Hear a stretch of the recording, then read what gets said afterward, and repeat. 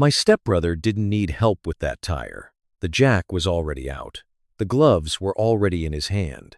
What he needed was an audience. So he tossed the tire iron near my shoes and asked, "Can you even change a tire?" The whole backyard laughed. My father heard every word. He did not defend me. He just lowered his head and cut into a cold piece of brisket like my humiliation was easier to handle than the truth. So I smiled and said, "Only if it's easier than landing a Black Hawk in a sandstorm." They laughed harder, until a retired three-star general stood up, saluted me, and said, "Good evening, Captain." But that salute was not the real secret. The real secret was the check, the old pocket watch, and the lie my family had been clapping for since 2012. I used to think silence was the price of keeping peace in a family. That night, I learned silence can become the place where other people hide what they did to you. My father did not have to laugh with them. Looking away was enough. Before we dive in, tell me where you're listening from and what time it is where you are. Then stay with me, because before that backyard went silent, my birthday gift was already hidden behind my stepbrother's toolbox. By the time my stepbrother asked if I could even change a tire, half the backyard was already laughing. My father heard it. He lowered his head and said nothing. So I smiled and said, "Only if it's easier than landing a Black Hawk in a sandstorm." They laughed harder. Then a retired three-star general stood up, saluted me, and said, "Good evening, Captain." That was when every smile in that backyard disappeared. But before that salute, before Branson lost the room, my birthday gift was already hidden behind his toolbox. My name is Callan Voss. I was 46 that summer, old enough to know better than to expect much from my family, but still foolish enough to bring my father a gift I had repaired with my own hands. It was late June outside Fort Worth, the kind of Texas evening where the heat sits on your shoulders even after the sun starts going down. My father's ranch-style house had every driveway spot filled before I arrived. Branson's black pickup was parked closest to the house, polished so clean it looked more like a showroom piece than a work truck. I parked near the edge of the gravel, beside a mesquite tree that had seen better years. For a moment, I stayed in my truck. The gift sat on the passenger seat. Small box, brown paper, no big bow. Inside was my father's old pocket watch, the one he had stopped carrying after the second-hand froze, sometime around 2009. I had spent 3 weekends finding the right part and getting it to run again, not because I wanted praise, not exactly. I just wanted him to open it and remember that I knew how to fix things too. The backyard smelled like brisket smoke, lawn clippings, and sweet tea. Folding chairs were scattered across the grass. A blue cooler sat near the fence. American flags hung from the porch rail. People were laughing around the smoker, and right in the middle of them stood Branson Vale. Branson was not my brother by blood. He was Maribel's son, 4 years older than me, and somehow more at home in my father's yard than I had been since my mother passed. He wore boots, jeans, and a button-down with the sleeves rolled up, like every conversation was a job site and every job site belonged to him. My father, Orville Voss, sat beneath a string of small flags, 75 years old, and still broad through the shoulders. Slower now, yes, but people still shifted when he spoke. He had always believed a man should wake early, keep his tools clean, and solve problems before anyone noticed they existed. Maribel saw me first. "Cal, you made it," she said. She smiled the way people smile when they want witnesses. "Warm enough for the room, careful enough for the record. Wouldn't miss Dad's birthday," I said. She touched my arm lightly and moved on before the sentence could become a conversation. I carried the gift to the table near the porch. Branson's gift was already there. A large toolbox set with a red ribbon around it, placed dead center like a monument. Mine looked almost shy beside it. A cousin reached across for paper cups and bumped my box backward. It slid behind Branson's toolbox. The corner of the wrapping bent. I waited 1 second. My father saw it. I know he saw it because his eyes stopped there. Then they moved back to Branson, who was telling some story near the smoker, making 3 men laugh with their heads thrown back. My father said nothing. I reached out and smoothed the bent paper with my thumb. I did not move the box forward. That is the sort of thing you learn in a family like mine. You learn not to ask for space, even when the space was yours first. "Somebody clear a chair by the cooler for Cal," Aunt Wanda May called out. She meant no harm. That was the trouble with it. In my family, putting me near the cooler was not cruelty. It was routine. I sat down beside the fence, close enough to hear the party, but far enough to know I was not part of its center. Every few minutes, someone reached past me for a beer or a bottle of tea. A backpack bumped my shoe. Nobody noticed. Tamsin Bell gave me a small nod from the lemonade table. Branson's boy, Arlo, sat on the porch steps with a paper plate balanced on his knees, watching the adults the way kids watch weather they do not understand yet. Have you ever walked into a family gathering and known, before anyone said a word, exactly where they thought you belonged? I was not there looking for respect from everybody. At my age, that would have been a poor investment. But some stubborn part of me still wanted one quiet moment from my father. Maybe he would open the watch. Maybe he would look up and say, "You fix this?" Maybe, for 1 second, I would not be the son who left, the son who went quiet, the son nobody knew how to explain. Then my father rose slowly with a glass in his hand. The backyard settled. Branson stepped closer to him, already smiling like he knew what was coming. And my unopened gift stayed where it was, hidden behind the toolbox. My father did not rush his toast. That was one of the things people respected about Orville Voss. He could make a backyard full of grown men quiet down without raising his voice. He stood there with a plastic cup in one hand, his shoulders rounded a little more than they used to be, but still carrying that old shop owner authority. People turned toward him. Conversations softened. Even the kids near the porch steps stopped chasing each other long enough to look. I stayed by the cooler, not because I could not have moved closer, because in my family, stepping into the center without being invited was treated like cutting in line at church. Nobody would say it that way, of course. They would just smile, shift, and make you feel like you had misunderstood your place. My father cleared his throat. "Well," he said, 75, "I guess that means I'm officially running on used parts." People laughed. Easy laughter. The safe kind. He thanked Maribel for the food, the neighbors for coming, and Wanda May for bringing peach cobbler, which made Wanda wave one hand like she had done the Lord a favor. The cicadas had started beyond the fence, and the smoke from the brisket hung low over the yard. It should have felt warm. Maybe to everybody else, it did. Then my father turned toward Branson. "And I want to say something about Branson," he said.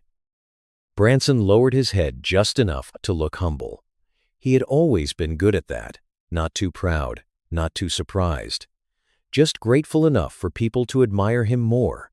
My father's voice softened. "This family knows it, but I don't say it enough. Branson has always been the one I can count on when something breaks.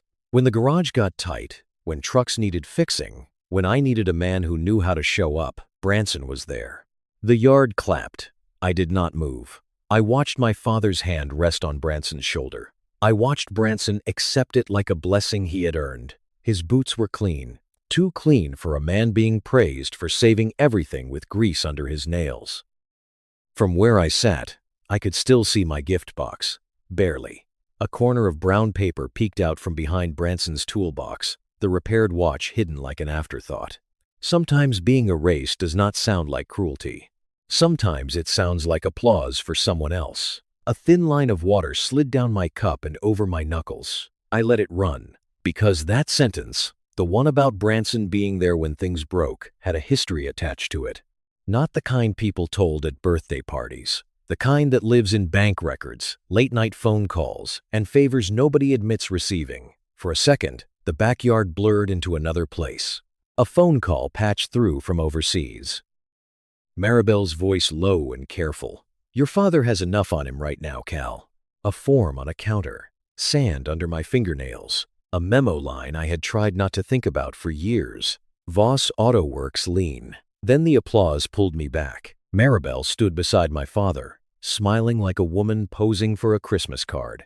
She clapped 3 times, then stopped when she realized I was looking at her. Her eyes moved away fast.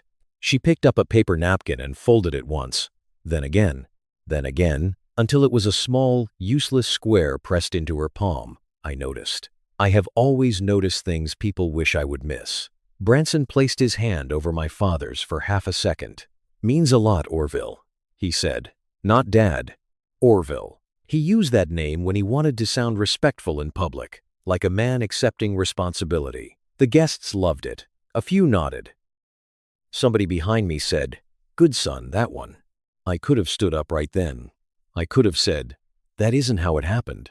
I could have looked straight at Maribel and asked if she wanted to tell the rest of it, but my father was 75. There was a cake under foil on the patio table. People had driven in from Burleson, Weatherford, and Granbury, and I had spent most of my adult life telling myself that restraint was not the same as surrender. That is a lie people like me learn to survive on.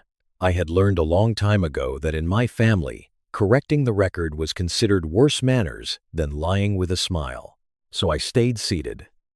When the toast ended, people began repeating my father's words in smaller pieces, the way families do when they want a story to harden into fact. Branson kept that old place alive. Your dad's lucky he had one son close by. Some boys just know how to show up.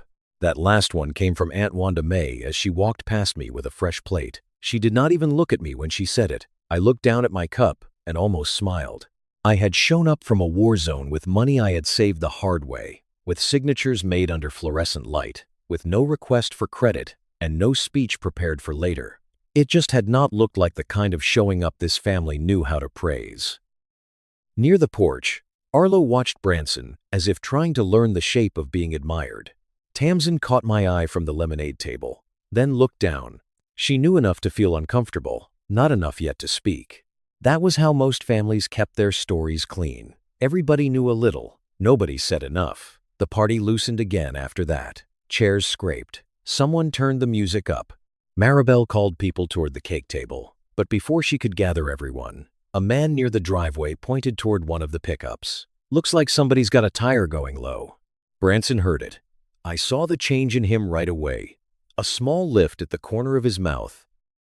The same confidence he had worn during the toast. He glanced toward me by the cooler. Not long, just enough. By the time he started walking toward the driveway, I already understood the evening had found its next stage. People drifted toward the driveway the way folks do at a family barbecue when something mechanical gives them permission to gather. A low tire was not an emergency, not even close.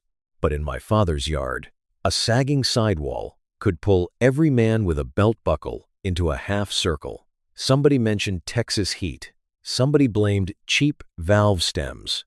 Another man said, "That's why I keep a jack in my truck. You never know." I stayed near the edge, still carrying the weight of my father's toast. The pickup sat crooked on the gravel, one rear tire soft enough to look tired. Branson moved toward it like he had been waiting for that tire all evening. He already had work gloves tucked into his back pocket. A jack sat near the truck bed. Two of his buddies were standing close enough to help. That was how I knew he did not need a hand. He needed an audience. Branson bent down, gave the tire a quick look, then straightened with a grin. "Well, look at that," he said. "Guess the old man's party came with a little roadside entertainment." A few people chuckled. Then he turned his head toward me. "Come on, little brother," he called. "Basic man stuff. Don't tell me the Army skipped this class." The group shifted. Not much, just enough to make room for the scene he was building. I did not move.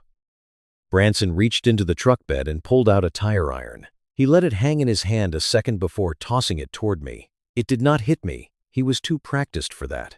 It landed near my shoe, kicked up a little dust, and turned once on the gravel. "Can you even change a tire?" he asked. The backyard laughed. Somebody near the cooler said, "Careful, Bran. He might call roadside assistance." Another voice added, "Maybe there's an app for that." I looked at the tire iron first. Then I looked at my father. Orville stood beside the folding table with a paper plate in one hand. A piece of brisket sat on it, cooling in the evening air. He had heard every word. Everybody had. He did not laugh, and that made it worse in a way. He lowered his head and started cutting at the meat with a plastic fork, like that little piece of brisket suddenly required all his attention. My father did not have to laugh. He only had to look down. People always say, "It was just a joke." But tell me this, when everyone laughs and the one person you needed looks away, is it still just a joke? I bent to pick up the tire iron. My right knee resisted the movement, stiff and sharp under the skin. the way it always did when the weather changed or I crouched too fast. I kept my face still. Pain is easier to carry when nobody knows where to look for it. As I reached down, my wallet shifted in my back pocket. Something slipped loose. The coin hit the gravel with a sound too small for the crowd and too loud for me. It rolled once, caught a strip of porch light, and stopped beside Branson's boot. My hand paused. Branson saw it before I could reach it. He bent down and picked it up, turning it between his fingers. "What's this?" he said, smiling. "One of those fake military coins they sell at gas stations?" A few people laughed because Branson had given them permission to. I stood slowly. The air around me changed. Not for them, for me. That coin was not decoration. It was not a souvenir. It had weight because of who had handed it to me and why. But nobody in that driveway knew that story. I had kept it that way on purpose. I held out my hand. "Give it back." Branson's smile thinned, but he kept the coin raised between two fingers. "Relax, Cal. I'm just looking at it." I said, "Give it back." My voice did not rise. It did not need to. A man who has had to speak over rotor noise learns the difference between loud and clear. The laughter faded at the edges. Branson studied me, maybe surprised I had not taken the bait in the usual way. He liked frustration. He knew how to use it. If I snapped, he could call me sensitive. If I stayed quiet, he could keep playing. Before either of us moved, my father finally spoke. "Branson, just give it to him." Just. That was the word that told me everything. He was not saying, "Don't mock your brother." He was not saying, "That's enough." He only wanted the moment cleaned up before it embarrassed the party. Maribel stepped in from the side, smiling too tightly. "Boys, not tonight," she said. "Boys." As if his insult and my boundary were the same kind of trouble, Branson gave a small laugh and dropped the coin into my palm. "There. No harm done." I closed my fingers around it. There was harm. He just was not the one carrying it. I wiped the coin once with my thumb, though the gravel had barely marked it, and placed it back in my wallet with care. Arlo stood near the porch steps, still holding a rib bone he had forgotten to eat from. He was not laughing. Tamsin watched from behind a folding chair, her mouth pressed into a line. I picked up the tire iron and looked at Branson. He spread his hands, still performing. "Come on, Cal. Settle it. Can you change it or not?" I looked at the flat tire, then at the place in my wallet where the coin rested, then once more at my father, whose eyes were still not meeting mine. A small smile came to my face, not because any of it was funny, because something in me had stopped working so hard to make the moment painless for everyone else. Branson was still grinning when I straightened up. He had the crowd where he wanted them. Men by the truck, women near the porch pretending not to listen too closely. Kids frozen halfway between curiosity and discomfort. My father at the table, silent as ever. Branson had built himself a little stage out of gravel, a soft tire, and everyone's willingness to laugh. He pointed toward the pickup. "Well," he said. "Settle it, Cal. Can you change it or not?" I looked at him, then at the tire, then at my father one last time. Not because I expected him to step in. I had stopped expecting that. But some smaller, older part of me still wanted to be wrong about him. I kept my voice even. "Only if it's easier than landing a Blackhawk in a sandstorm." For half a breath, nobody moved. Then, the backyard broke open. Laughter rolled from the driveway to the patio. Someone slapped the side of a cooler. Wanda May said, "Well, listen to him now." A man near the smoker coughed into his drink, trying not to spill it. Branson laughed loudest, the way people do when they think the joke has proven itself. "Can't change a tire," he said, but apparently he survived Top Gun. That got them going again. I did not correct him. Top Gun was Navy, Blackhawks were Army, sandstorms were not movie scenes, and no pilot I ever respected talked about flying like it was a bar story. But there is no dignity in explaining truth to people committed to laughing at it, so I let them enjoy their mistake a few seconds longer. They laughed the way people laugh when they are certain reality is on their side. Then a glass touched down on a patio table. It was not loud. It was just clean enough to cut through the noise. I looked over. An older man sat beneath the live oak near the edge of the patio. Silver hair, straight back, sport coat despite the heat. He had been quiet most of the evening. One of those guests people introduce once and then forget because he does not chase attention. General Hollis Creed. I knew the name before I knew the face. Anyone who had spent time around Army aviation knew it. 3 stars, retired. The kind of man whose silence had more rank in it than most men's speeches. His bourbon glass rested on the table now. He was looking at me. Not like he was trying to decide if I was lying. Like he had just found a name he had not expected to see standing in a driveway outside Fort Worth. His eyes moved once toward my back pocket, where the coin had disappeared, then back to my face. The laughter thinned. General Creed stood. The chair legs scraped against the patio concrete, and that sound did what my voice had not done. It made everyone turn. He straightened fully, lifted his right hand, and saluted. Not for show. Not for drama. Clean. Measured. Exact. Good evening, Captain. The yard went still. My body answered before I could think. Shoulders back, chin level, hand up. I returned the salute because there are some habits the years do not take from you. For that 1 second, I was not the man by the cooler. I was not the stepbrother with the tire iron near his shoe. I was not the son my father could overlook without effort. I was Captain Callan Voss. The salute did not make me proud. It made everyone else quiet. My father lifted his head. Confusion came first, then discomfort, then something that looked close to fear, as if he had just discovered a room in his own house he had never opened. Maribel's hand went to her throat. Branson's smile stayed in place a moment too long before it began to fail. He tried to save it with another laugh, but nobody joined quickly enough. Army aviation? Branson said. Lots of guys ride in helicopters. General Creed turned his head toward him. He wasn't riding. He was flying. The words landed flat and final. Branson's jaw worked once.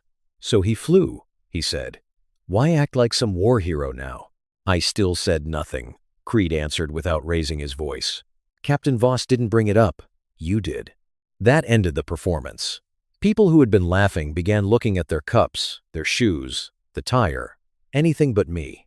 Wanda May blinked fast, like she was searching for a version of the last 5 minutes that made her look kinder. Tamsin stood near the porch steps, face tight with apology she did not yet know how to speak. Arlo watched his father, then watched me, learning more than any child should have to learn at a birthday party. That kind of silence is different. The room does not get quieter because people are confused. It gets quieter because they finally understand they laughed at the wrong person. Branson looked toward Orville, waiting for the old order to return. My father said nothing. This time, his silence did not protect Branson. It exposed him. I bent, picked up the tire iron and handed it to Branson handle first. Looks like you've got it covered. He took it because he had no graceful way not to. I stepped away from the truck. The party tried to restart behind me, but it had lost its rhythm. Plates shifted. Someone cleared a throat. The smoker hissed softly in the yard. My knee ached. My chest felt worse. Being seen too late has its own kind of pain. I had almost reached the edge of the driveway when my father came toward me, face stiff, voice lower than before. He stopped 2 feet away and asked the one question that proved he still did not understand what he had done. The party did not stop after General Creed saluted me. That would have been easier, in a strange way. If everyone had simply gone home, the night might have had a clean edge to it. Instead, people tried to return to normal. Plates shifted. Chairs scraped across the patio. Somebody restarted the music, but the country song coming through the speaker sounded too bright for the air it had to fill. I stood near the driveway with my hands at my sides. The tire iron was back with Branson. The coin was back in my wallet. The laugh had left his face, but he still held his shoulders like a man waiting for the room to remember who usually owned it. My father came toward me slowly. He still had his paper plate in one hand. The brisket on it had gone cold, sauce soaking through the middle until the plate sagged. He looked at me like he was trying to match 2 pictures that would not line up. The quiet son by the cooler. The man a 3-star general had just called Captain. When he stopped in front of me, I thought, foolishly, that maybe he would say he was sorry. He did not. He asked, "Why didn't you ever tell us?" That question hit harder than Branson's joke. I looked at the plate first, then at him. "I came home in uniform, Dad." His mouth opened, but nothing came out. "You asked if I'd found a real job yet." The words were not loud. I did not need them to be. They had waited a long time. and waiting had made them heavy. My father's thumb pressed into the soft rim of the paper plate. Behind him, Maribel stopped fussing with napkins. Branson stood near the truck, jaw set, no longer performing. Aunt Wanda May had gone still with a plastic fork halfway to her cobbler. For a few seconds, the porch light hummed louder than anyone's breathing. My father looked away first. "I didn't know what all that meant," he said. That was such a familiar kind of answer. Not an apology, not exactly a defense, just a narrow hallway he hoped he could walk through without touching the walls. "You never asked like you wanted the answer," I said. He flinched. "Not much." Enough. I could have kept going. I could have told him about the duffel bag on this same gravel years ago, about standing there in uniform while he looked past the rank on my chest and asked how long I planned to stay. I could have told him how badly I wanted him to be proud before I got too tired to want it cleanly. But I was done giving speeches to people who had trained themselves not to hear me. For years, I thought I had failed to explain myself. That night, I began to understand some people call it confusion, when what they really mean is refusal. "I should go," I said. "Cal," Maribel started. I did not turn toward her.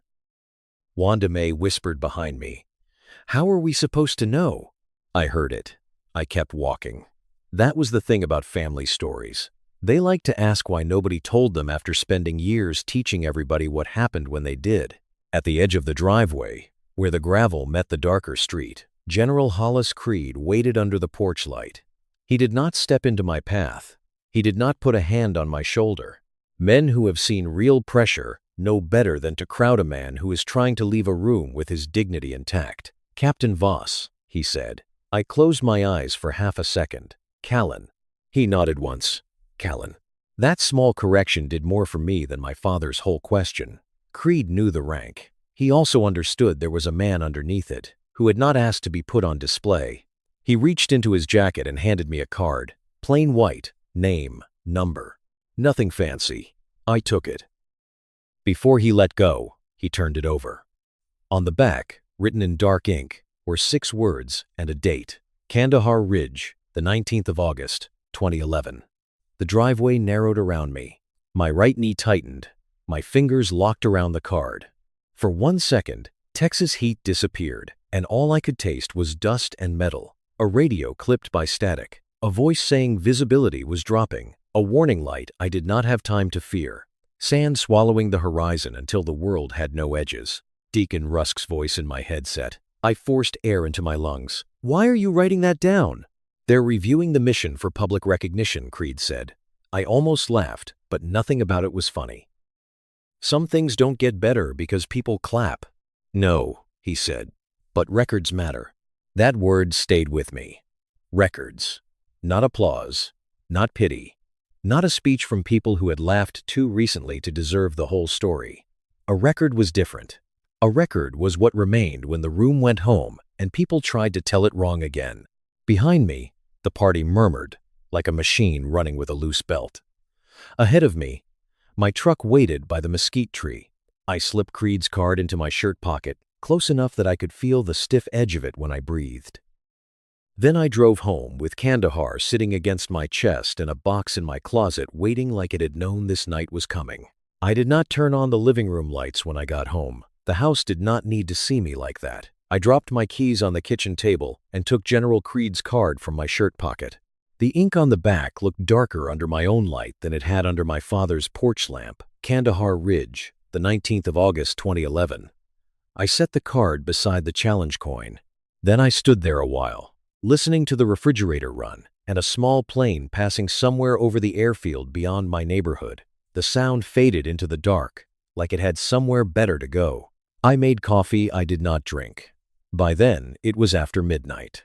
The party would be winding down. Someone would be stacking paper plates. Maribel would be wiping counters like cleanliness could restore order. Branson would be finding a way to explain the evening so he was still the reasonable one. I knew that family too well. I opened the hallway closet and pulled down a gray storage bin from the top shelf. Dust came with it. I carried it to the floor beneath the closet light and sat with my back against the wall. Inside were pieces of a life I had learned to store instead of discuss. Flight logs, old patches, folded paperwork, a few photographs with curled edges, a tan t-shirt that still smelled faintly of cardboard and time. I moved slowly, not because the papers were delicate, but because the memories were not. Near the middle of the stack, I found the photograph. Me at 31, standing beside a Black Hawk, flight suit creased, face thinner than I remembered, dust along my collar. I was smiling, barely. The kind of smile a man gives when he is proud but not sure anyone back home wants proof. I turned it over. Made Captain. Thought you'd want to know. My handwriting. I remembered mailing a copy to my father. I remembered checking my phone for days after. No call, no message. Nothing in the mailbox except a car insurance flyer and a parts catalog. Weeks later, he had asked if I had thought about getting steady work when I came home. I had not hidden my life from my father. I had handed him a piece of it and watched him set it down without opening his hand. I placed the photo beside Creed's card. Then I kept digging. At the bottom was a folder marked bank copies. I almost put it back. There are some papers a man keeps because throwing them away feels like lying, but opening them feels like punishment. I opened it anyway. There it was.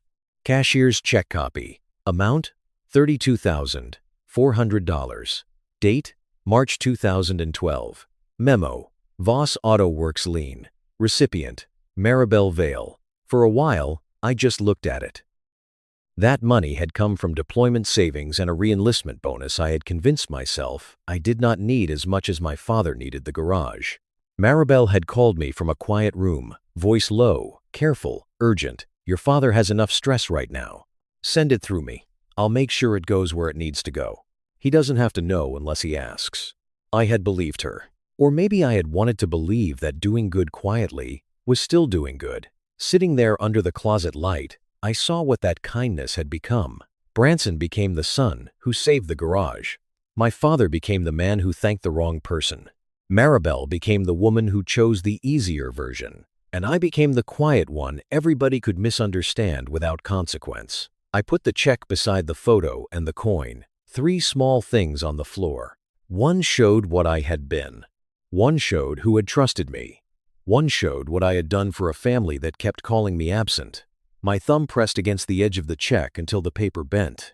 I did not sleep much. The next morning, around 10, my phone lit up while I was sitting at the kitchen table with coffee gone cold again. Tamsin Bell had sent a screenshot. It was from the family group text. Branson had written, "Callan could have told us years ago. Instead, he waited until Dad's birthday to let some general salute him like we were all supposed to bow. Don't let him use veteran stuff to guilt Dad. He has always known how to disappear and make us look like the bad guys." I read it once. Then again, I did not answer. The old habit came back fast. Let it go. Do not make it worse. Do not turn a family wound into a courtroom. You have survived worse than a group text. I opened a message to General Creed. I typed, "I don't think I can do the benefit." My thumb hovered over send. Then another message came from Tamsin. "I'm sorry. I should have said something yesterday." That one did what Branson's message could not. It made me see her on the patio steps, mouth closed because family rules had trained her well. It made me think of Arlo, holding that rib bone, the only child in the yard who had not laughed. Have you ever stayed quiet to keep the peace, only to realize your silence became the place where someone else hid the truth? I looked at the photo, the check, the coin. If I spoke, the family would crack open. If I stayed quiet, Branson would keep teaching everyone that whoever controlled the joke controlled the truth.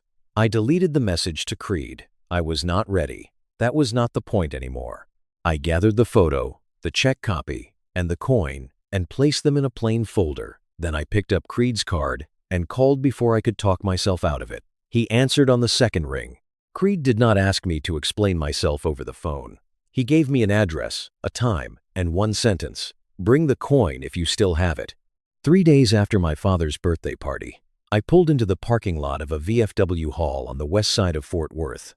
Low brick building, faded flag out front, a few pickup trucks, a sedan with a Paumia sticker on the back glass. Nothing polished, nothing staged. Inside, the coffee was weak. The folding chairs complained every time someone shifted. and two older men were arguing about VA parking like they had been working the same argument for 20 years. I liked the place more than I expected. Nobody stared at my limp.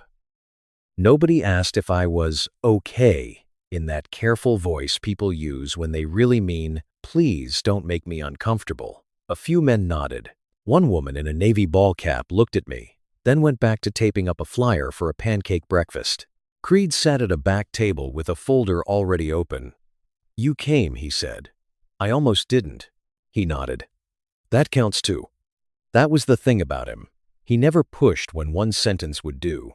I sat across from him. The table rocked a little under my forearms. He turned a paper around and slid it toward me. At the top, in clean black type, it read, "North Texas Veterans Aviation Benefit." Below that, "Guest of Honor, Captain Callan Voss." I stared at my name longer than I meant to. Seeing it printed that way felt too formal, like a suit I had not worn in years. Then my eyes dropped lower. Presenting sponsor, Patriot Tire and Towing. Keeping America moving, honoring those who served. Branson's company logo sat right beneath my name. I gave a short breath, not quite a laugh. He's going to say I planned this. Creed did not blink. Let him. Planning doesn't make a record false. I looked at the sponsor line again. Branson had spent years making veterans part of his business image. Discounts on oil changes, flags in the lobby, Memorial Day posts, a framed slogan behind the counter. And there it was, his company sitting under the name of the man he had mocked in my father's driveway. Some families call anything public a betrayal because private is where they keep the truth buried. "He'll say I'm trying to embarrass Dad," I said. "Are you?" "No." "Then don't carry his accusation for him." That one landed. I reached into my pocket without thinking and pulled out the challenge coin. I set it on the table between us. It made a soft sound against the old laminate. Creed looked at it. His face changed, but only a little. Men like him did not waste expressions. "That's not a souvenir," he said. "No, sir." "Who gave it to you?" "Deacon Rusk." Creed went still. Then he opened another folder. This one was thinner. Some lines were blacked out. Some names were covered. Cleared for public-facing reference, he told me. Not the whole mission. Enough of the record to keep it from being swallowed. He placed the page on the table and turned it toward me. I did not touch it, so he read one line aloud. "Captain Voss kept the bird steady long enough for us to live." The room around us seemed to pull back. My thumb found the edge of the coin. It was warm from my hand. The coffee beside me sat untouched. Somewhere behind us, a chair scraped, and a man laughed softly at a joke I never heard. Deacon's voice came back in pieces. Dust so thick the world had no sides. Distance calls clipped by static. Men on the ground waiting for a sound in the sky. A warning light I had no room in my mind to fear. I had carried that coin like a private burden. Branson had held it up in a driveway and called it fake because he did not know what it cost. But the truth was, I had let men like him decide the size of my story for too long. Creed closed the folder. "I don't want a hero speech," I said. "Then don't give one. I don't want people clapping for something they don't understand." "They won't understand all of it," he said. "They don't have to. They only have to know it happened." I looked down at the program again. My name. Branson's logo. That slogan. Honoring those who served. The words were either a promise or decoration. In 2 weeks, Branson would have to show which one he meant. Before I left, my phone buzzed. A voicemail from Branson. I did not play it until I was in the parking lot. His voice came through tight and low. "Cal, whatever this is, don't drag Dad into it. You want recognition, fine, but don't make this family pay for your issues." I listened once, then I deleted it. Back inside, Creed was still visible through the glass door, gathering his folders with careful hands. I folded the program and placed it with the photo, the check copy, and the coin. When I walked back in, he looked up. "I'll be there," I said. Creed nodded once. "Good." On my way out, I passed the bulletin board by the door. One flyer read, "Support our veterans." I stood there a moment, looking at those 3 words. The night of the benefit, Branson would walk into the Aviation Museum wearing a sponsor badge, still believing every room in Texas would laugh when he told it to. The aviation museum was brighter than I wanted it to be. Aircraft hung above polished floors. American flags stood near the stage. Sponsor banners lined the entrance like a row of promises waiting to be tested.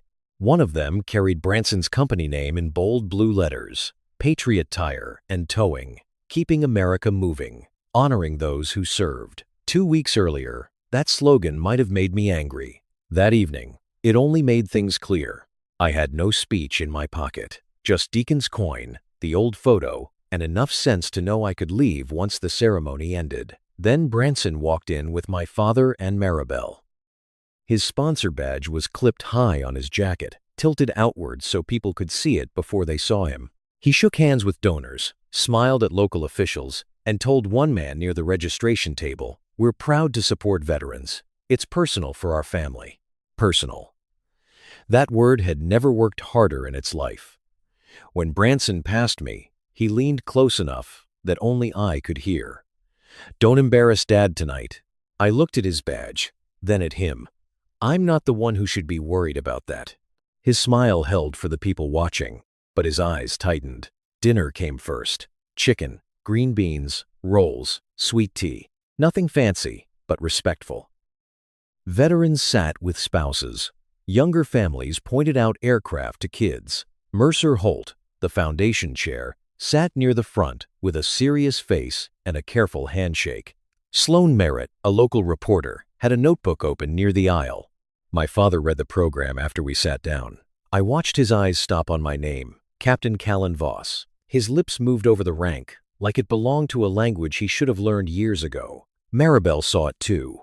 She folded the corner of her napkin under her thumb until the paper creased. Then General Creed walked to the stage. The room quieted without being asked. He did not give one of those shiny speeches people use to decorate service. He talked about records, responsibility, the men and women whose work disappears because they are too tired to keep telling the story. Then he said, "Kandahar Ridge, the 19th of August, 2011. My fingers closed around the coin in my pocket. Creed spoke carefully. A team on the ground, weather turning against them, visibility dropping into brownout conditions, aircraft damage, a narrow extraction window, crew coordination under pressure. There were reasons to turn back," he said. "There were reasons to wait, but there were Americans on the ground who did not have the luxury of our reasons." No one moved. The screen behind him showed a redacted report. Most of it was black lines and formal language, but one sentence remained clear. Pilot maintained control under brownout conditions. Then the image changed. It was the photograph from my box.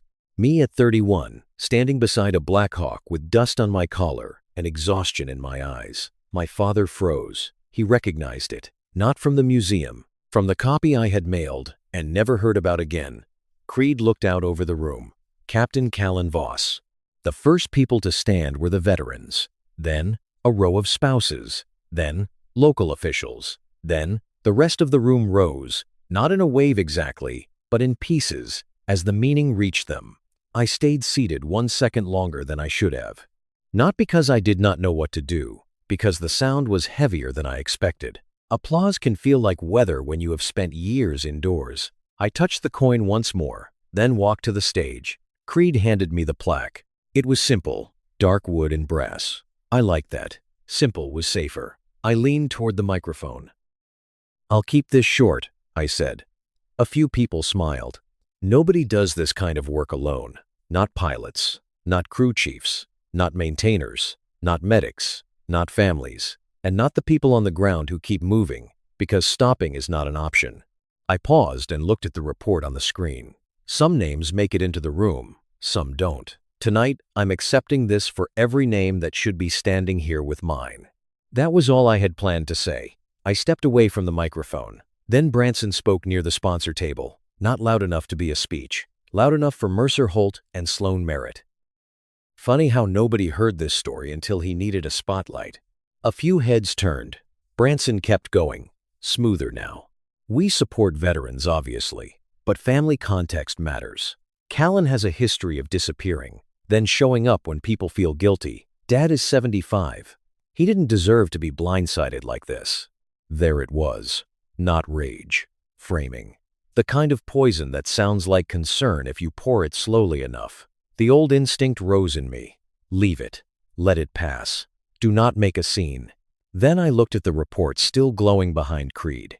I looked at my younger face on the screen, and I stepped back to the microphone.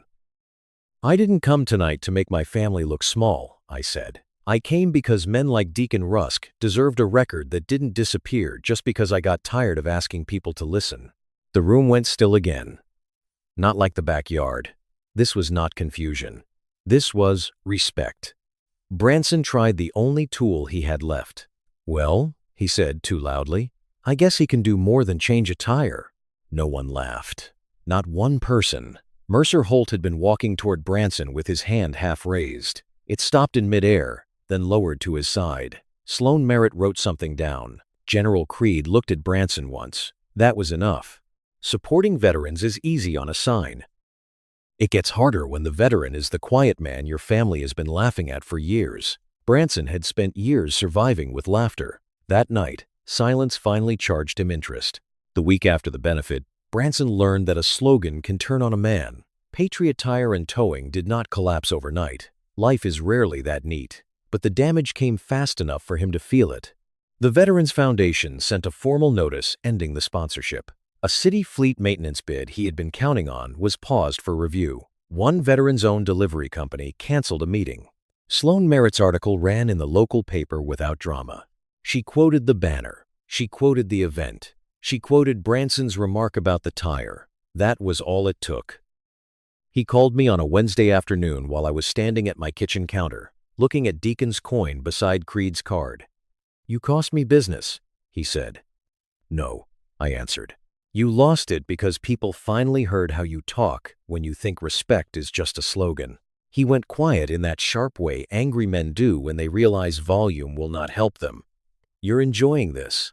I'm not managing your feelings anymore, Branson. Then I hung up. That mattered more than it sounds. I had spent too much of my life waiting for men like him to finish being unfair before I allowed myself to breathe. That evening, I drove to my father's house with one folder on the passenger seat. No reporter, no general, no crowd, just paper. The backyard looked smaller without the party. No cooler by the fence, no smoker hissing, no chairs in rows. The gift table was gone too. But when I stepped inside, I saw my little wrapped box on a side table near the hallway, still unopened. The corner of the paper was still bent. Orville sat at the kitchen table. Maribel sat beside him with her hands folded so tightly her knuckles had gone pale. Branson stood near the refrigerator, arms crossed. Sponsor confidence replaced by something harder and less polished. He started before I even pulled out a chair. I was here when Dad almost lost the garage, he said. Where were you?